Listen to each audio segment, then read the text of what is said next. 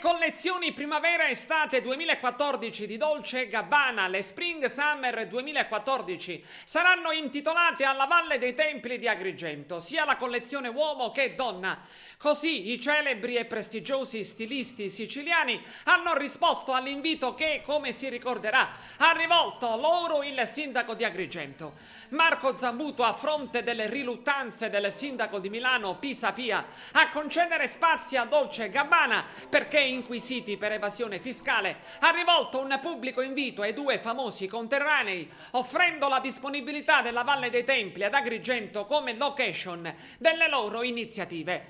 Dopo alcuni mesi, così come pubblica il Corriere della Sera, Dolce & Gabbana hanno testimoniato di aver recepito e apprezzato il messaggio del sindaco di Agrigento e hanno deciso di lanciare sotto il titolo Valle dei Templi di Agrigento le prossime e attese in tutto il pianeta collezioni primavera-estate uomo-donna 2014. L'indotto promozionale è facilmente immaginabile, allorché il marchio Valle dei Templi Agrigento sarà focalizzato nell'obiettivo intercontinentale che ruota intorno a Dolce & Gabbana.